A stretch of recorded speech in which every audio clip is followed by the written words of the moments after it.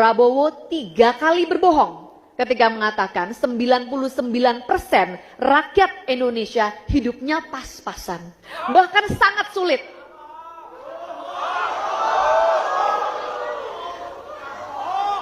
Faktanya, mau dengar faktanya bro dan sis? 52 juta orang. Fenomena munculnya politik yang didirikan di atas panggung kepalsuan dan kebohongan dengan narasi fitnah dan prasangka. Tontonan bernama The Prabowo Show. Dia menyebut selama 5 tahun terakhir kurang lebih 50% rakyat Indonesia tambah miskin.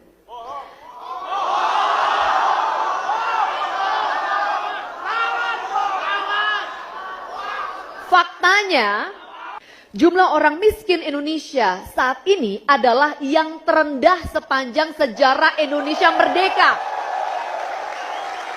Lalu, Prabowo menyurut BUMN dengan menyatakan bahwa saham Pertamina sebagian sudah dijual diam-diam.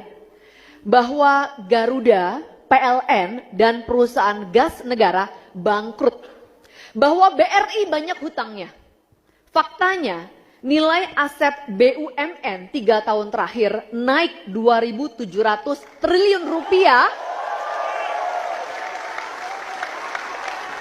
Dan tercatat bahwa laba BUMN keseluruhan meningkat terus setiap tahunnya. Calon Presiden nomor 02 mengatakan Indonesia terancam jadi negara miskin selamanya.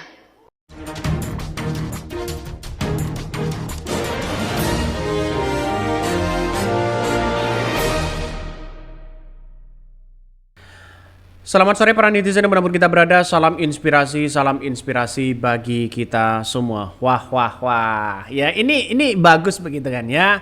Ada berita yang cukup mengejutkan bahwa Prabowo sebaiknya gagalkan pelantikan Gibran sebagai Wapres. Kenapa?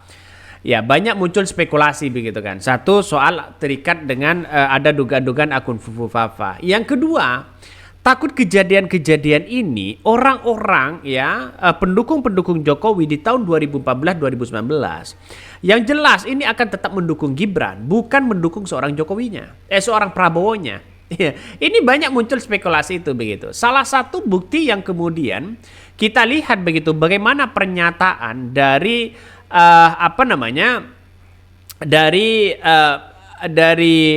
Natali begitu kan ya, yang sedang ramai hari ini mengkritik seorang Prabowo pada waktu itu begitu kan ya, seorang Prabowo dikritik ya karena dengan tidak sejalan dengan dengan visi dan misi apa yang dilakukan oleh seorang Jokowi pada waktu itu begitu kan, karena menjadi rivalnya ya pada tahun 2014 2019.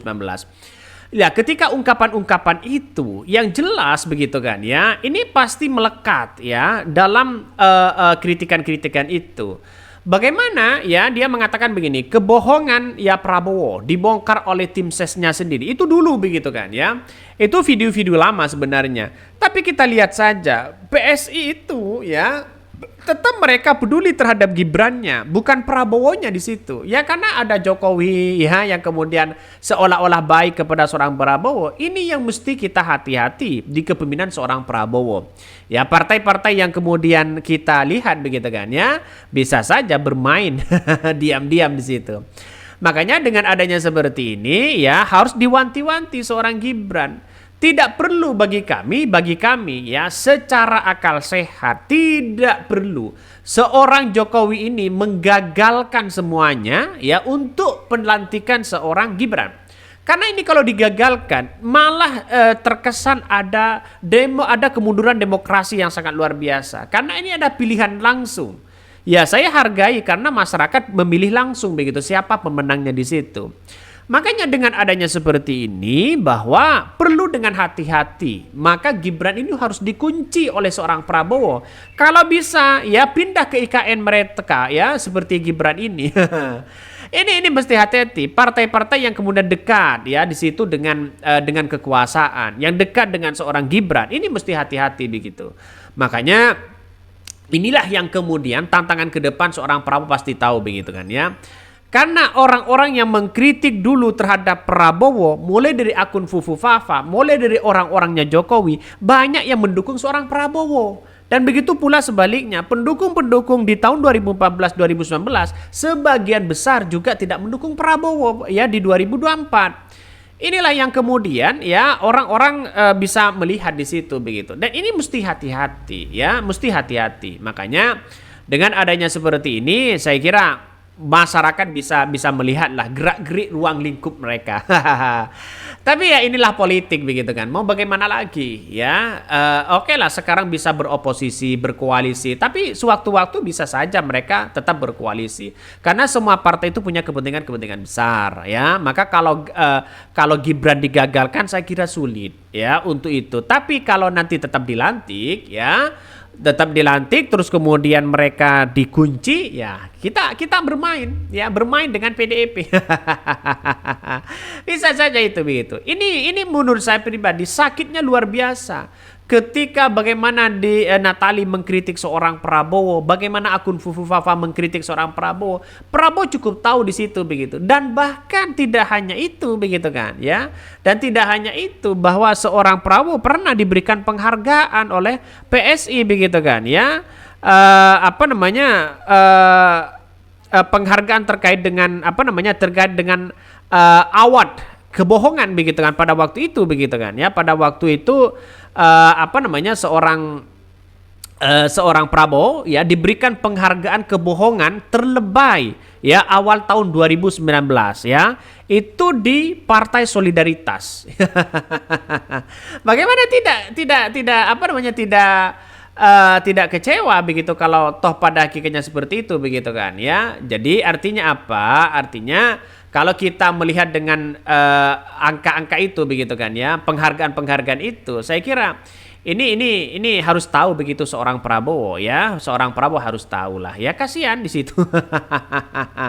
Coba kita cek aja begitu. Ini salah satunya. Ini penghargaannya luar biasa begitu dari PSI kepada seorang Prabowo ya. Ini pasti sakit hati seorang Prabowo gitu kan. Ini lebih sakit hati dari 11 dari 100 begitu kan. Dinilai 11 dari 100 begitu ya. Ini pasti dikenang oleh seorang Prabowo. Tapi ya mau bagaimana lagi kita begitu kan ya. Makanya pendukung-pendukung Jokowi begitu kan ya, pendukung-pendukung Jokowi seperti Projo, seperti PSI, seperti yang lain begitu pasti dekat dengan Gibran ya.